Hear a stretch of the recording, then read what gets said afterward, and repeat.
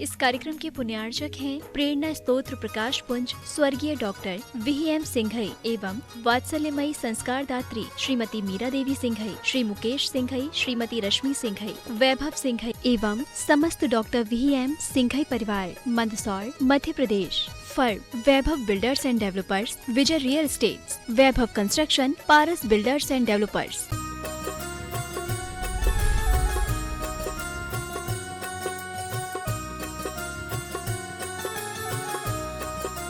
नाथ भगवान की, वर्तमान शासन नायक भगवान महावीर स्वामी की, संत श्रोमणी आचार्य भगवान विद्यासागर जी महाराज की, परम पूज प्रमाणिक संत महामना मुनिराज प्रमासागर जी महाराज की, परम पूज रह सागर जी महाराज की, इस धर्म सभा में विराजमान सभी भव्यजनों एवं टीवी के माध्यम से पारस चैनल, जनवाई चैनल, आदिनाथ चैनल तथा प्रमाणिक ऐप के माध्यम से अपनी शंकाओं के समाधान प्राप्त कर रहे सुदूर अवस्थित सभी सुधी श्रावकों एवं सम्यक दर्शकों का मैं गिरदी दिगंबर जन समाज की ओर से वंदन अभिनंदन करता हुआ आप सबको आचार्य भगवान विद्यासागर जी महाराज के परम प्रभावक शिष्य महामना मुनिराज गुणायतन प्रणेता, संकर समाधान प्रवर्तक, भावनायुग प्रवर्तक एवं संप्रेरक श्रमण परम पूज्य मुनिराज प्रमासागर जी महाराज के श्री चरणों से संबद्ध करने जा रहा हूं। मैं गुरुदेव से आपको जोड़ूं, उसके पूर्व चाहता हूं कि गुरुदेव का आशीष हमें प्राप्त हो। अतः मेरे साथ उच्चारें, नमोस्तु महाराज श्री, नमोस्तु महाराज श्री, नमोस्तु महाराज श्री। जैन संस्कृति का अद्भुत आयतन, परम पूज्य गुरुदेव की परिकल्पना गुणायतन। भव्यजनों, परम पूज्य गुरुदेव की परिकल्पना, अद्भुत परिकल्पना कुछ ही माहों में अशेष होने वाली है, लोकार्पित होने वाली है। और कारण बने आपका उदार मन, जिन्होंने अपनी उदारता के साथ अपना सर्वस्व, अपना सर्वोत्तम लगा करके गुणायतन को साकार रूप देने में एक महती भूमिका निभाई है। आज भी बहुत से लोगों ने अपने भाव प्रकट किए हैं। उन सबका मैं यहाँ से वंदन अभिनंदन करता हुआ आप सबसे आह्वान करता हूं कि उनके प्रोत्साहन को द्विगुणित करने के लिए तालियां बजाकर अभिनंदन करें। मैं नामोच्चार कर रहा हूं। निर्माण निधि के रूप में जिन्होंने अपने आप को संबद्ध किया है, श्री जय कुमार जी, श्रीमती राजकुमारी जैन इंदौर, श्री अमित जैन, टिया जैन, निष्ठा जैन, रियांशी जैन रेवाड़ी, श्री संदीप कोमलचंद जैन मंदसौर, श्रीमती मीनू मनोज जैन बीना सागर, इन्होंने अपने आप को निर्माण निधि के रूप में जोड़ करके अपने जीवन को धन्य किया। बहुत बहुत साधुवाद। और जो निर्माण मित्र बने हैं वे हैं श्रीमती चित्रा जी जैन, धर्मपत्नी स्वर्गीय जिनेन्द्र कुमार जैन, श्री अनुराग जी जैन, श्रीमती विनीता जैन नई दिल्ली से। बहुत बहुत साधुवाद। साधुवाद में तालियां बजाते जाइए। निर्माण सारथी बनकर के जीवन को नया, जीवन को सारथ्य प्रदान किया है स्वर्गीय चंपाबाई जैन की स्मृति में श्री संभव जैन जबलपुर ने। बहुत बहुत साधुवाद। और आज उपस्थित हैं लंदन प्रवासी विदिशा निवासी श्रीमान अशोक जी, सरिता जी मनोरिया जैन, आशीष ऋतु मनोरिया जैन, सौरभ श्वेता जैन विदिशा से, जो प्रवासी लंदन हैं। आए गुरुदेव चरणों की अभिवंदना करें, आशीर्वाद प्राप्त करें। इनका सम्मान करने के लिए आमंत्रित कर रहा हूं श्रीमान हरीश जी जैन, ट्रस्टी गुणायतन दिल्ली को। वे आए, इनका सम्मान करेंगे। श्रीमती मनोरिया जी, सरिता मनोरिया जी, आशीष ऋतु मनोरिया जी, सौरभ श्वेता मनोरिया जी आए, गुरुदेव चरणों की अभिवंदना करें, आशीर्वाद प्राप्त करें। सम्मान करने के लिए उपस्थित हों गुणायतन के ट्रस्टी कर्मठ कार्यकर्ता श्रीमान हरीश जी जैन। और सम्मान करने के तैयार रहेंगे श्रीमान कपूर जी कोटा, तैयार रहेंगे।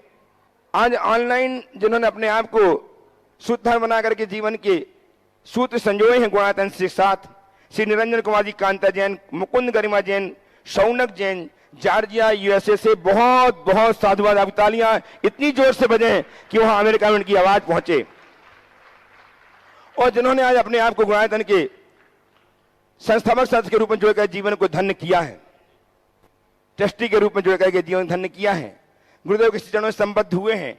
दुबई से आज यहां आकर के गुरुदेव के चरणों में उपस्थित होकर के श्रीमान पदम जी पाटनी, लोग इतनी दूर से यात्रा करके 3000 किलोमीटर की यात्रा करके आइए अपने परिवार के साथ गुरुदेव चरण का अभिवंदना कीजिए। श्रीमान पदम कुमार जी पाटनी, श्रीमती वैजंती माला जी, पीयूष प्रिया जी, सुश्री प्रियंका पाटनी, गर्विता अविका जैन दुबई, इन्होंने अपने आप को गुणायतन के ट्रस्टी के रूप में संबद्ध करके जीवन के इन क्षणों को स्वर्णिम बनाया। इनका सम्मान करने के लिए गुणायतन के महामंत्री एवं ट्रस्टी श्रीमान अशोक जी पांड्या साहब को आमंत्रित कर रहा हूं, वे आए और पदम जी पाटनी का सम्मान करके आपकी तालियां लगातार बजती रहे। 3000 किलोमीटर दूर से चल पदम जी सीरी दुबई से चल के आए हैं।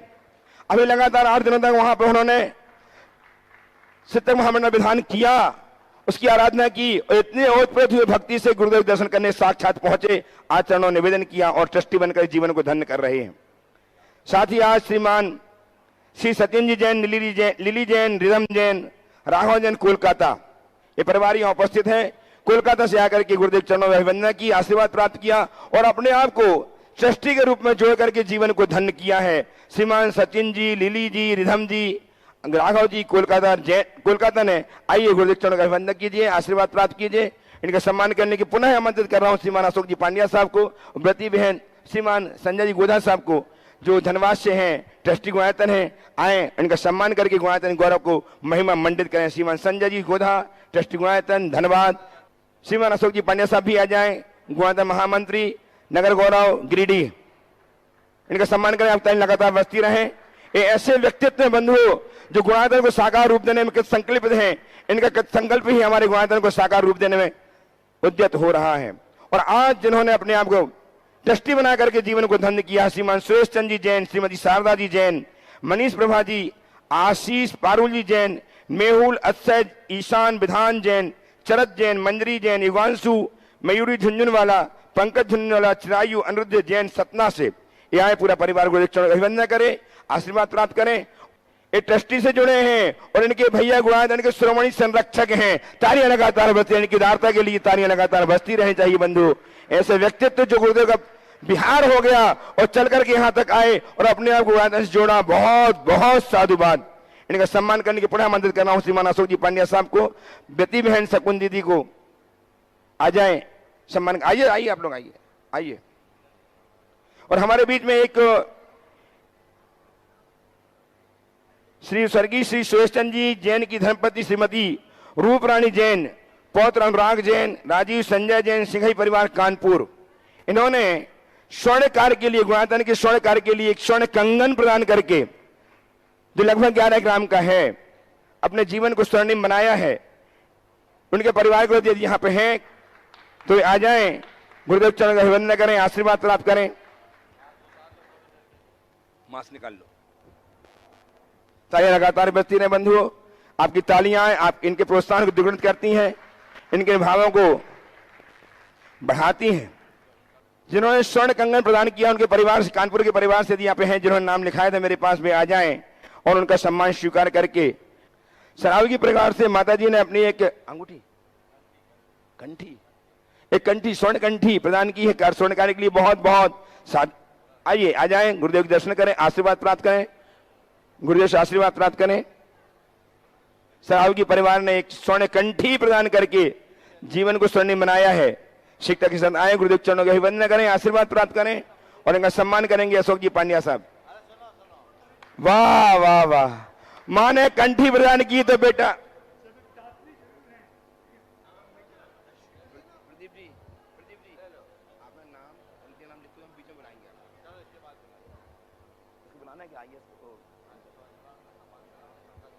हमारे बीच में आप जिनकी उत्कंठा थी गुरुदेव के चरण करने, दर्शन करने की, ऐसे इनकम टैक्स ऑफिसर गिरिडीह वो आज उपस्थित है। बड़ी उत्कंठा थी उनकी कि गुरुदेव के दर्शन करें, वे आज हमारे बीच में हैं। वे आए, गुरुदेव चरणों के अभिवंदन करें, आशीर्वाद प्राप्त करें और इनका सम्मान करने के लिए श्रीमान नवीन जी सेठी, श्रीमान चौधरी जी का सम्मान, रविंद्र कुमार सेठी का चौधरी जी का सम्मान करेंगे। ये गुरुदेव चरणों के अभिवंदन कर रहे हैं। इनकम टैक्स ऑफिसर श्रीमान रविंद्र कुमार चौधरी का सम्मान स्थानीय श्रेष्ठीवर रविंद्र कुमार जी का सम्मान नवीन कुमार जी करेंगे। नवीन कुमार जी सेठी, एक कंठी उन्होंने प्रदान की है सरावगी परिवार ने। बहुत बहुत चैन, बहुत बहुत साधुवाद। और एक और रोडूलाल जी शिमला जैन जयपुर, इन्होंने सोने की अंगूठी प्रदान करके जीवन को स्वर्णिम बनाया। बहुत बहुत साधुवाद। और मैं अब आपके बीच में बाधा नहीं बन रहा हूं, सीधे सीधे गुरुदेव के चरणों से आपको जोड़ रहा हूं। प्रथम प्रश्न के लिए आमंत्रित कर रहा हूं सुरेशचंद जी जैन परिवार को, जो सतना से है, अपना पहला प्रश्न प्रस्तुत करेंगे अपने स्थान में खड़े होकर के। श्रीमान सुरेश चंद्र जी जैन, श्रीमती शारदा जैन, मनीष प्रभा जैन परिवार सतना पहला प्रश्न प्रस्तुत करेंगे और दूसरे प्रश्न की तैयार रहेंगे श्रीमान सचिन जी जैन, लिली जी जैन, रिदम जैन, राघव जैन, कोलकाता। नमोस्तु महाराज जी, नमोस्तु महाराज जी, नमोस्तु महाराज जी। पापा पूछना चाहते हैं कि आप इतना मतलब अपने शरीर को कष्ट देके तो वो हिंसक नहीं होता, हिंसा नहीं होती कि आप इतना भूखा रह के और सब। बहुत अच्छा सवाल आपने किया, पर एक सवाल मैं आपसे पूछता हूँ। मेरे पास आने के बाद या मेरे जैसे साधुओं के पास आने के बाद आपको क्या लगता है?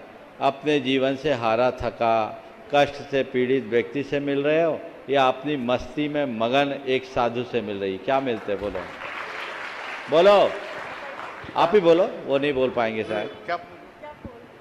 आप बोलो, हमसे मिलते हो, हम जैसे साधुओं से मिलते हो तो क्या लगता है? जिंदगी से हारे थके, कष्ट में फंसे पीड़ित व्यक्ति से मिल रहे हो या अपनी मस्ती में मगन किसी साधु से मिल रहे हो? साधु से मिल रहे हैं पूरा। तो फिर आप बताओ, मुझे कष्ट कहाँ है? दूर हो जाते हैं सब। मुझे कष्ट कहाँ है? आपसे ज्यादा सुखी कोई संसार में फिर ये होगा क्यों ही बोल रहे हो? आप अपने आप को कष्ट देते हो। अंतर आप में और हम में इतना है, आप सुविधाओं को भोगते हो इसलिए दुखी हैं और हमने सुविधाएं त्याग दी इसलिए सुखी हैं। जीवन में सुखी होने का यह मंत्र है। नहीं। वस्तु बात। अगर अपने जीवन को सुखी बनाने रखना चाहते हो तो सुविधाओं का मोह त्यागे। चलिए, यही तो उपस्थित हो श्रीमान। वस्तु महाराज जी, यही तो जैन धर्म की बड़ी बहुत शिक्षा सुंदर। है। ओ नमोस्तु महाराज। हाँ, बोलो सचिन। श्रीमान सचिन जी जैन, लिली जी जैन, राघव जैन, रिदम जैन, कोलकाता से उपस्थित हो और तैयार रहें ओ उधर दीजिए, उधर। अशोक जी, सरिता जी मनोरिया परिवार लंदन प्रवासी निवासी विदिशा। नमोस्तु महाराज जी, नमोस्तु महाराज जी, नमोस्तु महाराज जी। महाराज जी, हम लोग रेवाड़ी हरियाणा से आए हैं और मेरा ये प्रश्न मेरी एक बहन जो दिल्ली शालीमार बाग रहती हैं उनकी तरफ से है। महाराज जी, कुछ समय पहले मेरी बहन के साथ एक हादसा हो गया। वो बिजोलिया पारसनाथ दर्शन करने गए थे सब लोग, तो उस वक्त बहुत तेज बारिश आ रही थी वहाँ पर।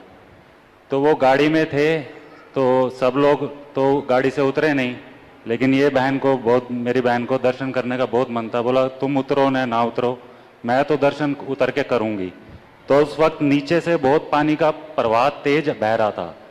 तो जैसे ही वो दर्शन करने के लिए हाथ जोड़ने के लिए उतरी तो नीचे से पानी के बहाव में पता नहीं क्या कोई जहरीली चीज, सांप, बिच्छू या कोई भी जहरीली चीज उसके पाँव में काट गई। तो उसके कुछ समय बाद वो पाँव इतना सूज गया और सारा जहर फैल गया।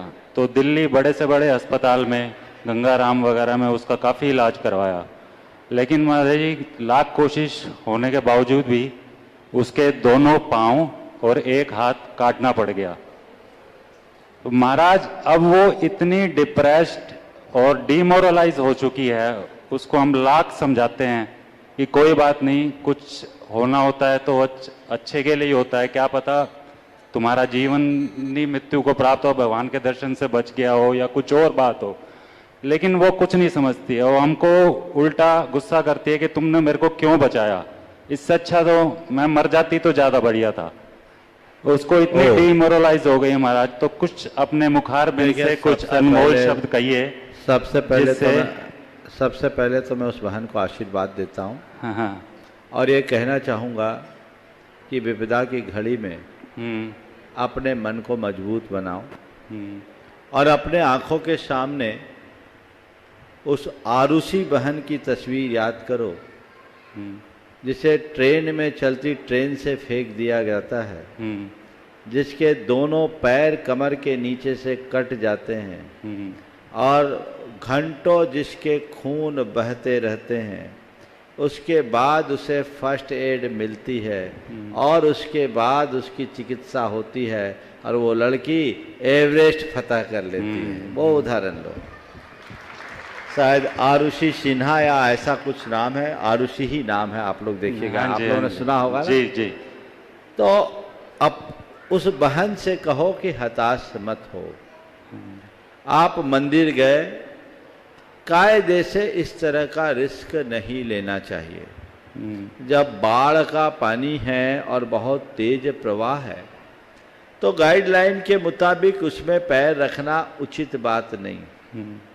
अब ऐसा कोई रखे और हम धर्म क्षेत्र में गए इसलिए ऐसा हो गया, तो आप धर्म क्षेत्र में हो चाहे कहीं हो, जहर पियोगे तो मरोगे, कोई नहीं बचा सकता। हमको अपनी बातों को ठीक तरीके से समझकर करना चाहिए। वो गलती उनने की, इस कारण ये दुर्घटना घटी। हो सकता है एक संयोग हो, पर अपने मन को, मनोबल को मजबूत बनाओ और ऐसा सोचो कि मेरा एक पैर और एक हाथ ही कटा है, जिंदगी तो बची है, जीवने के लिए नहीं महाराज, दोनों पांव और एक हाथ कट गया। दोनों पांव और एक हाथ कटा है, बाकी जीवन तो बचा है। हाँ, समझ लो ये जो अभी शरीर का हिस्सा बचा है मुझे और कर्मों को काटने के निमित्त के रूप में बचा है जी। उसके कर्मों का बैलेंस शीट अभी कुछ बाकी है जी, शायद इसलिए ऐसा हो रहा है। तो उसे लेकर के वो बिल्कुल भी हताश ना हो। ये सोचो कि मेरे जीवन में अब जितने कष्ट मुझे भोगने थे भोग लिए, और भी जो आएंगे मैं कष्ट को भोगते हुए अपने सारे कर्मों को इसी जन्म में नष्ट करके जाना चाहती हूँ, ताकि दोबारा मुझे इसे भोगना न पड़े और संसार के आवागमन के चक्र से मैं अपने आप को बचा सकूं जी, और अपने मनोबल को मजबूत बनाए। और मैं और लोगों से कहता हूँ धर्म करना बहुत अच्छी बात है, धार्मिक भावनाएं भी बहुत अच्छी बलवती होनी चाहिए, लेकिन धार्मिक भावना में बहने से बचना चाहिए जी। जो लोग भावनाओं में बह जाते हैं वो कहीं के नहीं रहते, इसलिए भावनाओं में ना बहे।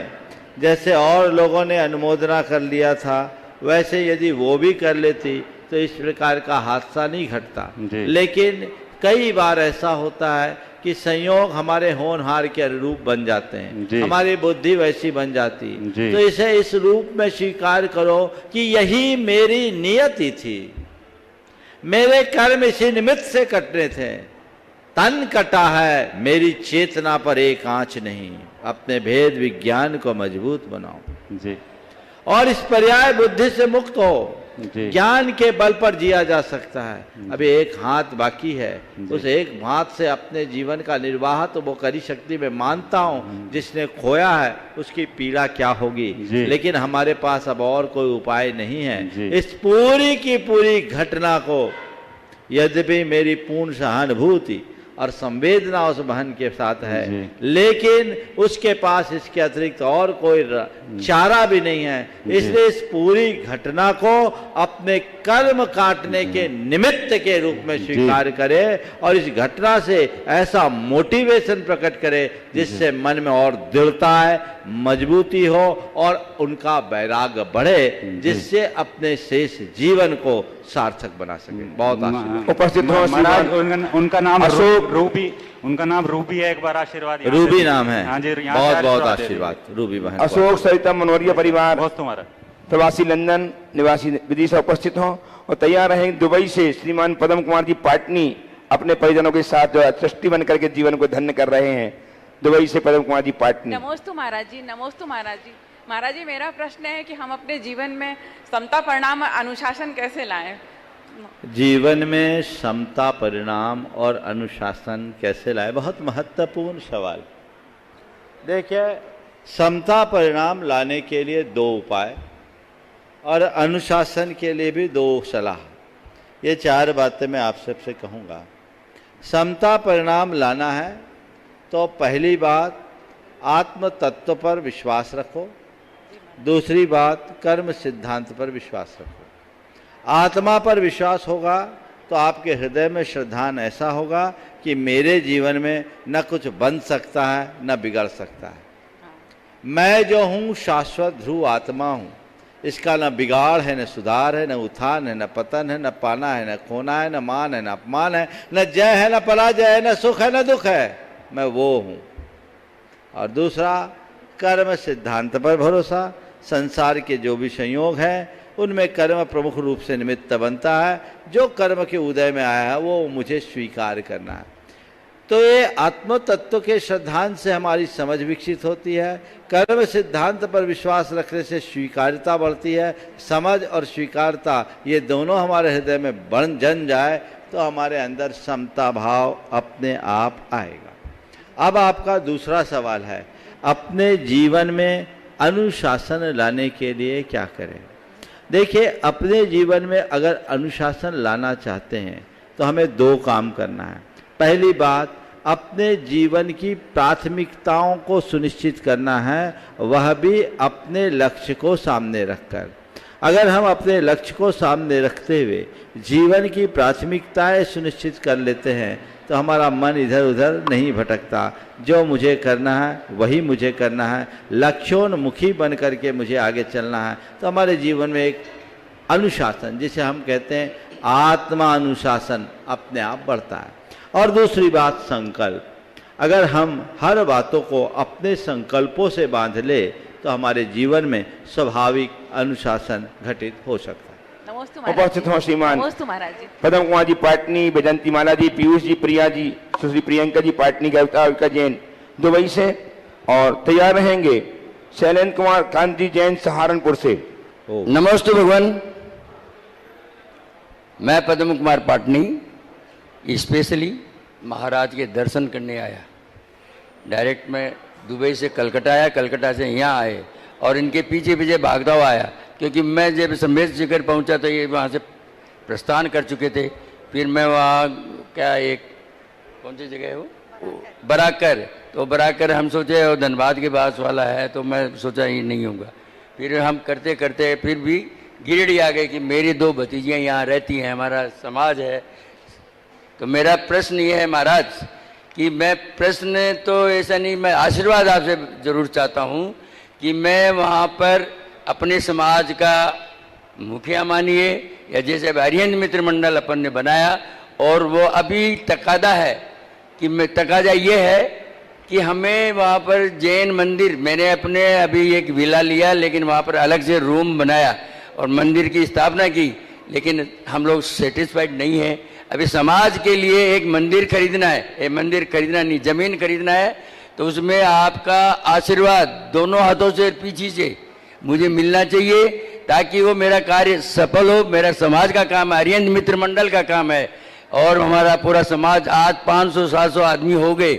मैं जब गया था तो सिर्फ 5 आदमी थे, और आज आपके आशीर्वाद से और आदिनाथ भगवान के चैताल्य के कारण आज कम से कम 600-700 आदमी हैं। तो मेरी आपसे आपने बहुत ही प्रशस्त भावना भाई है, और ये भावना आपकी क्या मेरी भी। जिस दिन अबू धाबी में प्रधानमंत्री ने एक हिंदू मंदिर का शिलान्यास किया था, उसी दिन मेरे मन में आया था इस लक्ष्य की पूर्णता तब होगी जब पूरे दुबई में या उसके आसपास गल्फ कंट्री में किसी दिगंबर जैन मंदिर का शिलान्यास होगा। बहुत अच्छी बात है, आप लोग वर्षों से वहाँ रह रहे हैं और आपने एक शुरुआत की कि दुबई में चैत्यालय बना के लोगों को दर्शन लाभ दिया, और दुबई के लोग आज भी बहुत तत्परता से वहाँ सारे काम करते हैं। अभी अष्टानिका में विधान भी हुआ, आनंद जी वहीं हैं, और उनको यहाँ पर मुख्यमंडल लेना था, विधान करने गुनायतन आना था। गुनायतन से संबद्ध है, शिरोमणि संरक्षक है, पर शिरोमणि, और उनको यहाँ आना था, पर उनकी अनुकूलता नहीं बनी, कुछ वीजा ईजा का चक्कर आ गया। बोला महाराज विधान के लिए संकल्पित हूँ, विधान तो मैं चाहता हूँ, वहाँ नहीं आ पा रहा हूँ, कोई रास्ता मेरा मन में है कि मेरे मन में आ रहा क्या ये विधान हम यहाँ नहीं कर सकते। उन्होंने वहाँ विधान कराया, और ब्रह्मचारी विजय भैया उन विधान को संपन्न करने के लिए गए, और इन पूरा मंदिर चैत्यालय में विधान हुआ, और बहुत उत्साह के साथ सब लोगों ने सहभागिता ली। उनने जब मुझसे आशीर्वाद चाहा था तो मैंने यही कहा था, इस विधान का फल चाहते हो तो यही कि फल चाहो कि भगवान चैत्यालय को हम भव्य जिनालय का रूप दे सके। और मेरा इसके लिए पूरे के पूरे न केवल दुबई अपितु उसके आसपास के शहरों में रहने वाले सभी श्रद्धालुओं से एक सलाह है कि वे अपनी भावना को बलवती बनाएं, वहाँ की सरकार से परामर्श ले और वहाँ जिन बिंब की स्थापना करें। धन्यवाद। उपस्थित हो श्रीमान शरण जी, शरण कांत जैन सहारनपुर से। तैयार रहेंगे श्रीमान श्रीमती अंजू जैन, बीणा जैन, अरुण जैन, तनु जैन सहारनपुर से 2 प्रश्न के लिए। परम पूज्य आचार्य गुरुदेव श्री विद्यासागर महाराज की जय। पूज्य मुनि वर श्री 108 श्री प्रमाण सागर जी महाराज की जय। महाराज श्री, मेरी शंका है, वैराग्य और अवसाद में क्या अंतर होता है और दीक्षा और पलायन में क्या अंतर है? दीक्षा और पलायन में। बहुत अच्छा सवाल है। आपने पूछा है वैराग्य और अवसाद में क्या अंतर है। मैं एक लाइन में आपका उत्तर दूंगा। स्वयं के रस का अनुभव करने का नाम वैराग्य है और जीवन के रस को खो देने का नाम अवसाद है। जब व्यक्ति अवसाद ग्रसित होता है तो उसका जीवन नीरस हो जाता है, और जो व्यक्ति वैराग्य से प्रेरित होता है उसे जीवन का सच्चा रस आता है। समझ गए? ये दोनों में बुनियादी अंतर है। और दीक्षा और पलायन में आपने बहुत अच्छा अंतर पूछा है। मेरी दृष्टि में अपने कर्तव्यों से विमुख हो जाना पलायन है, और अपनी आत्मा के कल्याण को जीवन का मूल कर्तव्य मानकर जीवन को एक निश्चित दिशा में बांध देने का नाम दीक्षा है। नमोस्तु गुरुदेव, नमोस्तु गुरुदेव, नमोस्तु गुरुदेव। आगे बोलिए। हाँ। उपस्थित हो श्रीमती अंजू जी, वीणा जी, अरुण जी, तनु जी जैन। दोनों महाराज के चरणों में त्रैबार नमोस्तु नमोस्तु नमोस्तु। महाराज जी, मेरा प्रश्न ये है कि जब मनुष्य को सम्यक प्राप्त हो जाता है तो उसमें क्या परिवर्तन होता है, और परिवर्तन के साथ साथ उसमें कुछ शरीर में चिन्ह भी प्रकट होते हैं या नहीं? देखिए, सम्यक दर्शन प्रकट होने के बाद शरीर में कोई चिन्ह तो परिवर्तित नहीं होते, लेकिन सम्यक दृष्टि के जीवनचर्या में परिवर्तन हो जाता है और उसके देखने के नज़रिए में बदलाव आ जाता है। जिन चीज़ों को वो कल तक जिनके पीछे पागल होता था वे उसे व्यर्थ दिखने लगते हैं, वो उन्हें हे मानने लगता है, और जिन चीज़ों से वो विमुख होता था उनके प्रति उसका लगाव हो जाता है। ये अंतर। दूसरा प्रश्न कीजिए। तैयार रहेंगी अजिता पांड्या, पोत्री अशोक जी पांड्या, गिरिडीह। महर्षि, हमारे साथ एक भैया जी आए थे आराध्य धाम गुरु से, नितिन भैया जी। उन्होंने आपको नमोस्तु बोली है और आजीवन के लिए वो जीव रक्षा हेतु कोई नियम चाहते हैं आपसे। ठीक है, अब जीव हत्या के लिए, जीव रक्षा के लिए नियम लेने का एक ही नियम लो कि जितना बन सके जीव रक्षा के लिए वातावरण बनाए और शक्ति के अनुसार सहयोग दें। आशीर्वाद। महर्षि, मेरी शंका यह है कि व्हाट्सएप पे जो ये ग्रुप आजकल हम सबने बनाए हैं और हम इनमें जो नियम लेते हैं और उन नियम को हम निभाते हैं, क्या उनका पुण्य हमें लगता है? मैं व्हाट्सएप ग्रुप के माध्यम से किसी भी तरह की गतिविधियों का समर्थन नहीं करता। चलिए आगे। नमोस्तु महर्षि। अदिता पांड्या, पौत्री श्रीमान अशोक जी पांड्या, गिरिडीह, गणतंत्र के महामंत्री। नमोस्तु महाराज जी, मेरा नाम अद्विता जैन है। मुझे आपसे पूछना है कि आप मुनि महाराज क्यों बने? क्या आपके माता पिता ने आपको नहीं रोका? क्या हर जैन को मुनि महाराज और माता जी की सोच रखना चाहिए? बहुत अच्छा सवाल किया बेटा। सबसे पहले ये बताओ, खड़े रहो तुम, ये सवाल तुम्हें किसने दिया? मेरे मम्मी पापा ने। हाँ, बहुत अच्छा है, अच्छी बात है। ये सवाल बच्चों के मुख से पूछवाया गया, क्योंकि बड़ों से अगर पूछा जाता तो लोग उसको कोसते कि ये कैसा सवाल कर रहा है। लेकिन मैं समझता हूँ ये सवाल बहुत ज़रूरी सवाल है, और बच्चे के मुख से पूछवा करके बड़ों को एक अच्छा संदेश इस सवाल के रूप में दिया जा रहा है। तुम पूछ रहे हो कि आप मुनि महाराज क्यों बने। मैं एक ही लाइन में इसका उत्तर दूंगा, क्योंकि मुझे मेरे जीवन से बड़ा प्यार हो गया। समझ गए? मैं अपने जीवन की सुरक्षा चाहता, मैं अपने जीवन की सलामती चाहता था, मैं अपने जीवन को सब प्रकार के दुखों से मुक्त करना चाहता था। मुझे लगा कि मैं अब तक अज्ञानता में जीते हुए कितने ज़्यादा दुख, कष्ट और परतंत्रता के बंधन में बंध करके जीता रहा हूँ। अब मुझे अपने जीवन की दिशा बदलनी चाहिए, इसलिए मैंने मुनि दीक्षा या मुनि मार्ग अंगीकार कर लिया। और आप सबसे भी मैं कहता हूँ, दुख से मुक्त होना है तो एकमात्र रास्ता यही है।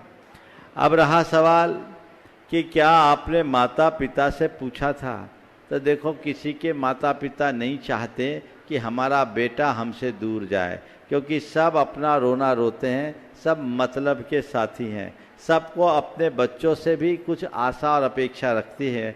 मैं तो ये मानता हूँ लोग बच्चों को एक समय तक बच्चा मानते हैं, आगे चलकर वो बच्चों को अपना एसेट के रूप में देखते हैं कि बुढ़ापे में हमारा यही साथी होगा। तो माँ बाप ने रोका, रोकने दो, उसे कौन रोक पाया। पर जिसे अपने जीवन के मूल लक्ष्य की पूर्ति की बात होती है वो उन सब बातों को नज़रअंदाज कर देता है। मेरे लिए जब रोका गया मैंने उन्हें समझाया और केवल एक ही बात पूछा, ये बताइए मैं सही रास्ते पे जा रहा हूँ या गलत रास्ते पे। मैंने पूछा आप ये बताइए मैं सही रास्ते पे जा रहा हूँ या गलत रास्ते पे। उन्होंने कहा रास्ता तो सही है। तो फिर मैंने कहा रास्ता तो सही है पर आप मुझे रोक क्यों रहे हो? जब आप खुद कह रहे हो रास्ता सही है तो रोक क्यों रहे? बोले रास्ता सही है, रोक इसलिए रहे कि तुम पर हमें भरोसा नहीं है। हमने कहा ठीक है, आज आपको मुझ पर भरोसा नहीं है, कल आपको गर्व होगा मुझे अपने रास्ते पर जाने दो। आज आपको मुझ पर भरोसा नहीं, कल आपको मुझ पर गर्व होगा, मुझे अपने रास्ते पे जाने दो। वो थोड़ी देर के लिए रोना गाना करते रहे लेकिन मैं अंदर से मजबूत था और उनसे एक वाक़ और कहा, यदि मैं किसी गलत रास्ते पर जाता होता तो आपका एक इशारा काफ़ी था। अगर मैं गलत रास्ते पर जाता होता तो आपका एक इशारा काफ़ी था, लेकिन जिस रास्ते पर मैं चल रहा हूं उसके लिए आप आंसुओं की नदी भी बहा दो तो मैं पिघलने वाला नहीं। आप आंसुओं की नदी भी बहा दो तो मैं पिघलने वाला नहीं हूं। मेरा लक्ष्य है, मुझे उस लक्ष्य में जाना है। अब सवाल ये, जो तीसरा पहलू इस सवाल का, क्या सभी गृहस्थों को मुनि बनने और आर्यिका बनने की सोच रखनी चाहिए? भाई लक्ष्य तो यही होना चाहिए, भले बन पाओ या ना बन पाओ। अगर अपनी आत्मा का कल्याण चाहते हो तो रास्ता तो एक ही है। परिवज्जद सामन्नम यदि इच्छति दुख परिमोक्षम। यदि दुखों से मुक्ति चाहते हो तो सामान्य को अंगीकार करो। आदित्य आप शर्मिली जैन उपस्थित हो। मोदी शर्मिली महाराज जी। जल्दी शर्मिली। और तैयार रहेंगे श्रीमान Ravindra ji Jain, Ravindra ji Chaudhary, income tax officer Giridih. नमोस्तु गुरुदेव। गुरुदेव के चरणों में 3 बार नमोस्तु नमोस्तु नमोस्तु। मेरा सवाल ये है कि किसी वजह से अपने बच्चों को धर्म की राह पर चलना ना सिखाया हो उनके बालपन में, तो उस गलती को कैसे सुधारना चाहिए, क्योंकि बड़े होने पर बच्चे सुनते नहीं हैं। बात बहुत गंभीर, और ये सवाल केवल आपका नहीं, यहाँ बैठे क्या जितने लोग सुन रहे सब कह रहे होंगे ठीक पूछा है, क्योंकि कहीं ना कहीं ये फीलिंग सबको होती।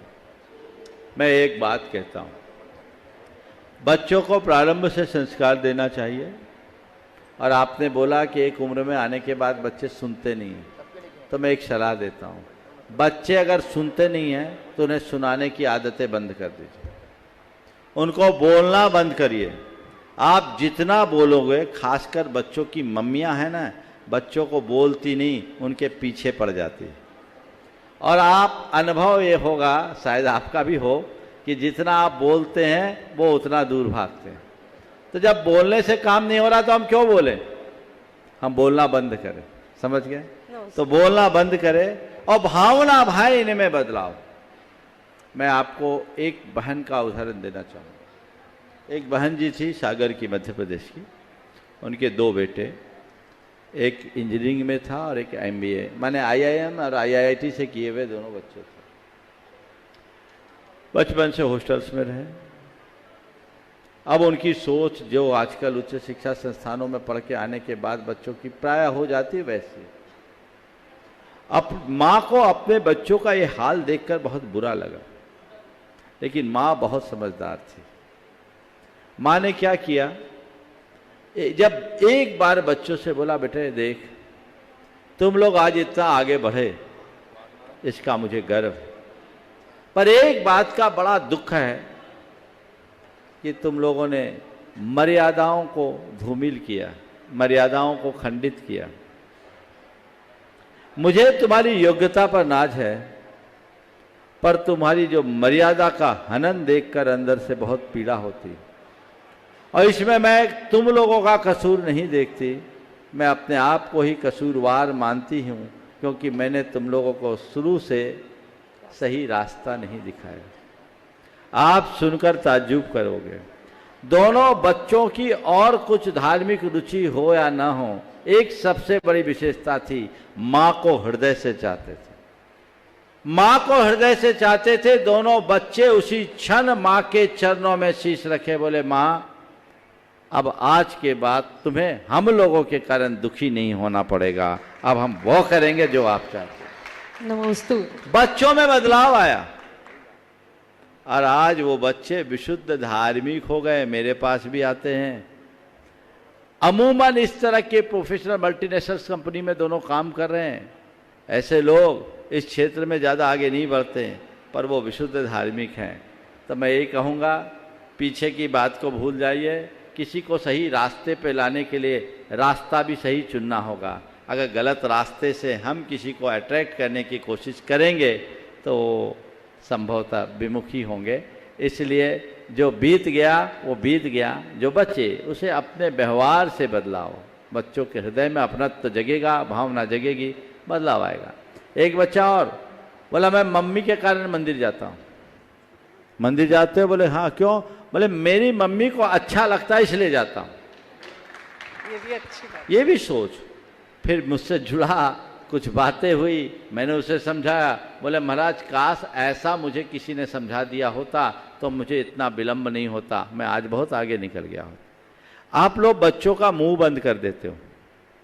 उनके जितने भी प्रश्न हैं उनका लॉजिकल आंसर क्यों नहीं देते?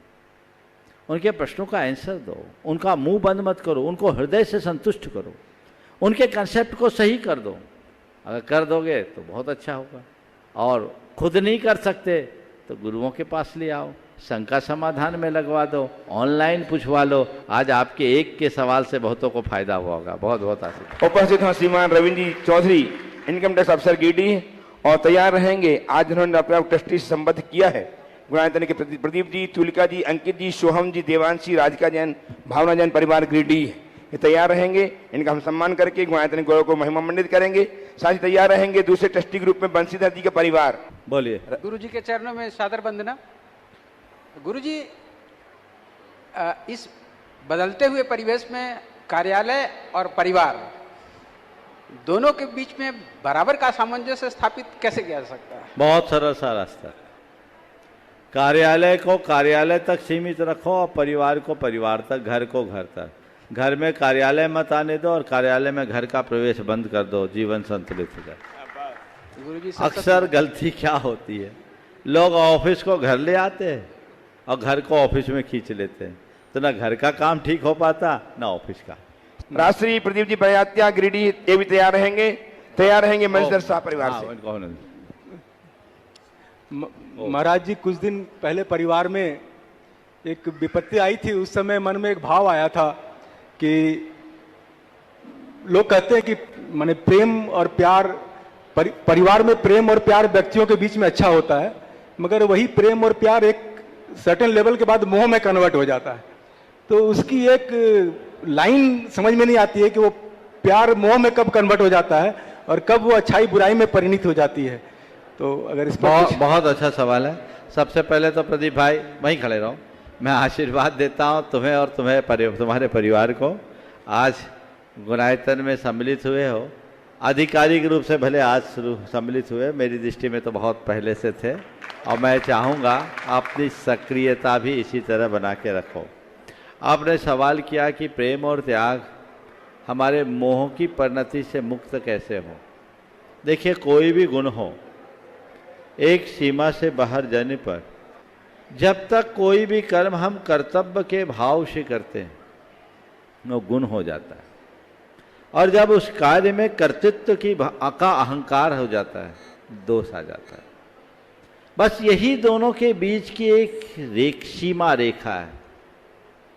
मैंने जो कुछ भी किया वो मैंने किया नहीं, वो मेरा कर्तव्य था या है, मुझे अपना कर्तव्य निभाना है, एक भाव। और दूसरा भाव, ये मैं करता हूँ, मेरे बिना इनका पत्ता नहीं हिल सकता, या मेरे बिना इनका क्या होगा, मैं इधर उधर हो गया तो इनका क्या होगा, इस घड़ी जो कुछ भी है सारा दारो मदार मुझ पर ही है, ये मोह के लक्षण। वस्तु के स्वरूप को समझो और एक बात अपने मानस में अंकित करो कि हम केवल निमित्त हैं, कर्ता नहीं। अगर निमित्त निमित्त बना रहे, कर्तृत्व के अहंकार से मुक्त हो जाए तो सारी दुविधा खत्म होगी। आप लोग मेरी भावना में ये बोलते भी हो, फैले प्रेम परस्पर जग में, मोह दूर ही रहा करे। इसी वाक्य से प्रेरणा आई थी। बहुत सुंदर। इस प्रकार आज के सत्र को परम पूज्य गुरुदेव के चरणों में नमन अर्पित करते हुए मैं यहीं पर विराम दे रहा हूँ। बोलिए परम पूज्य आचार्य गुरुवर श्री विद्यासागर जी महाराज। जय जय जय।